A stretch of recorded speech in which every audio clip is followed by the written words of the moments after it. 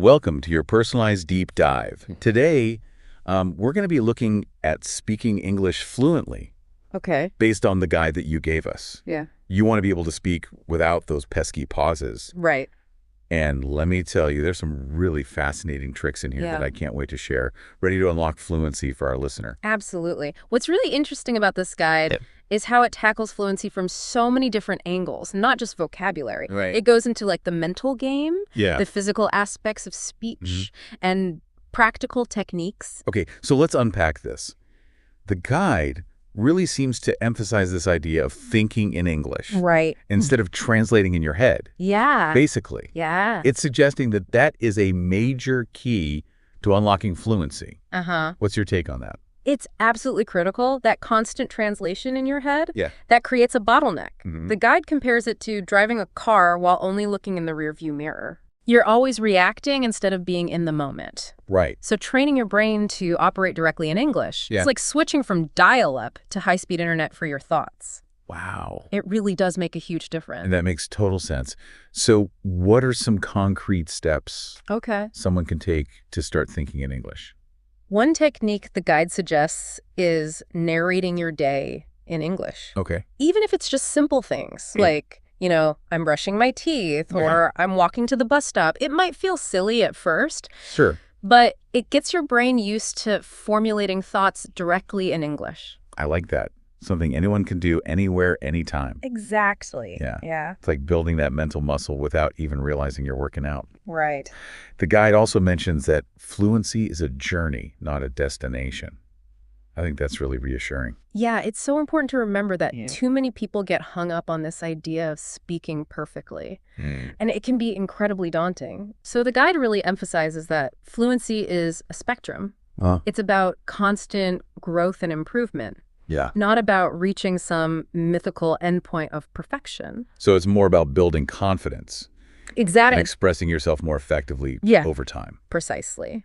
And the guide actually points out that fluency involves not just vocabulary, but also smooth, connected speech, being able to link your ideas together seamlessly, and the ability to think on your feet to respond naturally in real-time conversations. So it's not just about knowing a ton of words. It's about being able to use them effortlessly. Right. Yeah.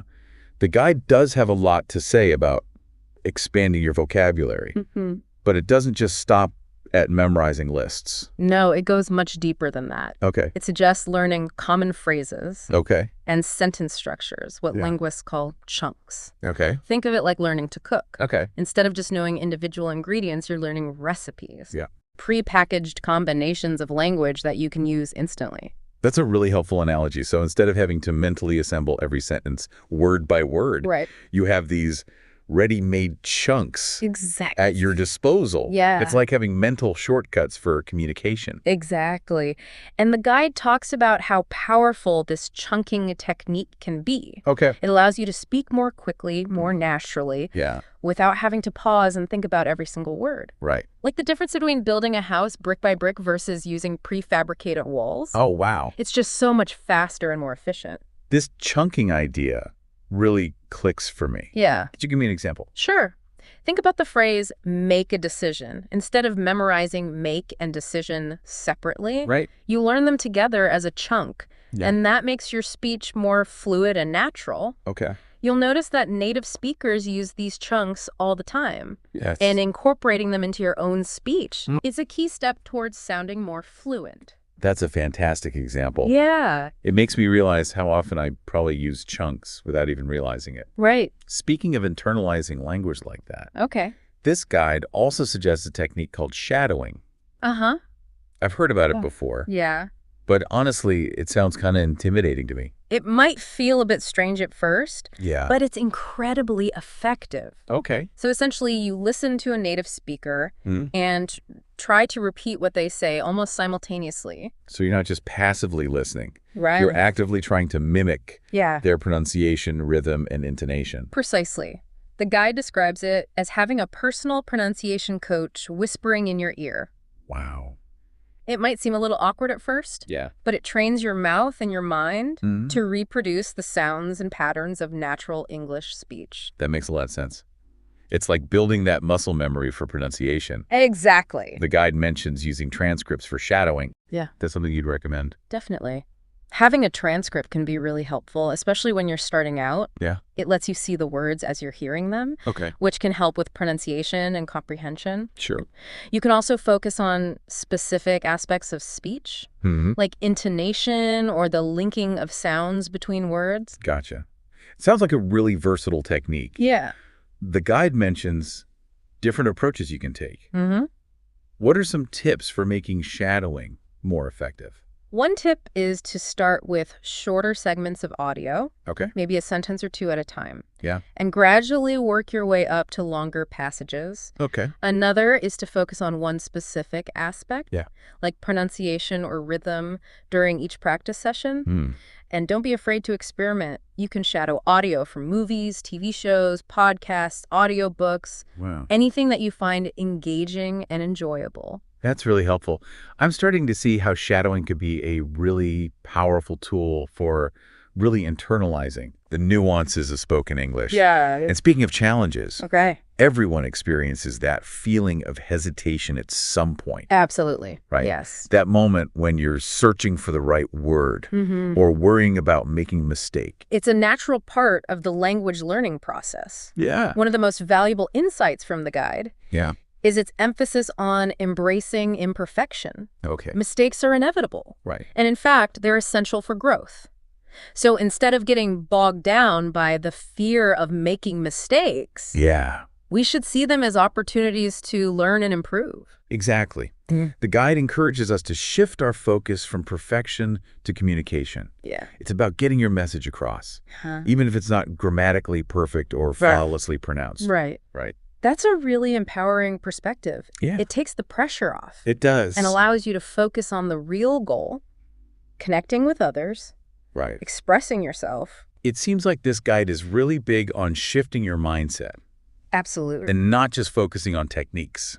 The mental game is a crucial part of fluency. Right. And the guide dives into specific strategies for building confidence, managing anxiety, and setting realistic goals, which are all critical for success. It sounds like this guide really takes a holistic approach to language learning. It does. Acknowledging that it's not just about memorizing words and rules, but also about cultivating the right mindset. Exactly. And it emphasizes that fluency is a continuous journey, not a destination. The more you embrace that journey, the more you'll enjoy the process of learning and growing. This is all so insightful. Good. I'm already feeling inspired to put some of these ideas into practice. Great. But there's so much more to explore in this guide. What do you say we take a quick break? Sounds good. And come back to dive even deeper into the world of fluency. I'm ready when you are. Awesome. We'll be right back. Okay. So before the break, we were talking about how this guide really encourages us to shift our mindset when it comes to fluency. But there's another fascinating concept it brings up, language immersion. It's almost like the guide is saying, we need to jump into the deep end of the pool. I love that analogy. And the guide does present language immersion as like the most effective way to achieve fluency. Right. But it also acknowledges that not everyone can just pick up and move to an English-speaking country. Yeah, full immersion can be challenging for a lot of people. Yeah. But the guide offers some really creative ways to create that immersive environment at home. Okay, so what are some practical ways that our listener can start turning up that immersion dial without buying a plane ticket? Well, one of the simplest and most enjoyable methods is consuming English language media. Okay. So this could mean watching movies and TV shows, listening to music and podcasts, or reading books and articles in English. So it's about surrounding yourself with the language. Exactly. In a way that feels natural and enjoyable. Yeah, and don't worry about understanding every single word. Right. It's totally fine to start with content that's a little bit easier to understand. Okay. Choose movies or shows with subtitles. Listen to podcasts specifically designed for English learners. The goal is to gradually increase your exposure to the language over time. It's like slowly immersing yourself in the language. Right. Getting comfortable with the sounds and rhythms. Exactly. But what about actually speaking English? How can you create opportunities for that if you don't have native speakers around you? Well, the guide talks about the power of online resources, especially language exchange services. Oh, yeah. There are tons of platforms where you can connect with native English speakers who want to learn your language. So you could have conversations with someone from, like, England or Australia. Exactly. And in return, you're helping them practice your native language. Yeah, it's like a cultural exchange as well as a language exchange. I love that. And the guide also highlights the value of online communities and forums dedicated to English learning. Yeah. These spaces can provide a supportive environment to connect with other learners, share tips and resources, and encourage each other along the way. It's like creating your own virtual English-speaking community. Right, exactly. The guide also reminds us that it's important to be resourceful and tap into what's available, right where you are. Absolutely. There might be English conversation groups or language classes in your local area. You might even have friends or colleagues who are also learning English. Right.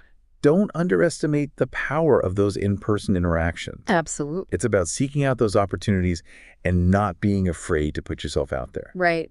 So much of this comes back to that mental game we talked about earlier. It does. And the guide really goes deep on the mindset needed for success. Okay. It emphasizes the importance of positive self-talk, visualization, and setting realistic goals. It's interesting how the guide links those mental strategies to something as practical as speaking a language. Right. What's the connection there? Well, our thoughts and beliefs, they have a huge impact on our actions and our progress. Okay. The guide encourages us to challenge negative self-talk. Those voices that tell us we're not good enough or that we'll never be fluent, and replace them with positive affirmations. So instead of saying, I'm terrible at English, you might say, I'm learning and improving every day. Exactly. And visualization is a powerful tool for reinforcing those positive beliefs. Okay. The guide suggests taking a few minutes each day to imagine yourself speaking English confidently and fluently, really picturing yourself succeeding in those situations where you want to use the language. It's like creating a mental movie of yourself achieving your goals. It is. That's a fascinating idea. And it's important to celebrate those small victories along the way. Don't get discouraged if you don't sound perfect right away. Sure. Every step forward, no matter how small, is a reason to be proud. It's about acknowledging that progress. Yeah. Not striving for some unrealistic ideal of perfection. Right. And that ties into setting realistic goals. Absolutely. The guide cautions against trying to learn everything at once. Yeah. Instead, it suggests focusing on one or two specific areas at a time and gradually building from there. So instead of setting a vague goal like become fluent in English, you might focus on something more specific like learn 5 new chunks this week. Right. Or have a 10-minute conversation with a language partner. Exactly. Breaking down larger goals into smaller, more manageable steps can make the process feel less overwhelming and more achievable. Right. It allows you to track your progress and celebrate those small wins along the way. This guide is full of such practical and insightful advice. It is. It really feels like it gets to the heart of what it takes to become fluent. But there's one more concept that I found particularly intriguing. Okay. And that is the idea of focusing on the why behind your desire to speak English. Oh, that's such a crucial point. The guide emphasizes the crucial role of motivation. Yeah. It's not enough to simply say, I want to speak English. Right. You need to understand why it matters to you. What drives you to put in the effort to learn. So it's about connecting with your personal reasons. Yes. The deeper purpose behind your goal. Exactly. The guide suggests asking yourself, why am I learning English? Yeah. Is it for work, for travel, to connect with loved ones, for personal enrichment? Once you identify those reasons, it's helpful to really visualize yourself using English in those specific situations. So if you dream of traveling the world, you might picture yourself confidently ordering food in a Parisian cafe. Yes. Or asking for directions in a bustling marketplace in Tokyo. Exactly. The more vividly you can imagine those positive outcomes, the stronger your motivation will be. It's almost like creating a vision board for your language learning journey. It is. The guide also talks about the importance of finding joy in the process itself. Yes. Not just focusing on the end goal. That's such an important point. Right. Learning a language shouldn't feel like a chore. It should be an adventure, a journey of discovery. Yeah. The guide encourages us to embrace that sense of exploration and find ways to make learning fun and engaging. So instead of just drilling vocabulary lists, you might try watching a funny movie in English or joining a language exchange group where you can discuss your favorite hobbies. Exactly. The more you enjoy the process, the more likely you are to stick with it and achieve your goals. This has been so insightful. It feels like we've uncovered a treasure trove of practical advice. Good. And inspiring insights from this guide. Yeah. It really feels like it gets to the heart of what it takes to become fluent. But before we wrap things up, I'm curious to hear your thoughts on something we touched on earlier. Yeah. This idea of fluency as being more than just speaking perfectly. That's a concept that really resonated with me. Yeah. This guide challenges the traditional definition of fluency as this flawless, unattainable ideal. Yeah, it's like those unrealistic expectations we see in movies or TV shows. Right. Everyone's speaking perfectly with no accents or hesitations. Exactly. In reality, fluency is about much more than that. It's about effective communication, connecting with others, and expressing yourself authentically. So it's not about erasing your accent or never making a mistake? Not at all. Accents are a beautiful part of who we are. Yeah. And they add richness and diversity to the language. I agree. And mistakes. Yeah. They're inevitable, and they're actually a valuable part of the learning process. I love that perspective. Yeah. It takes the pressure off. It does. Allows you to focus on the real goal of communication. Right.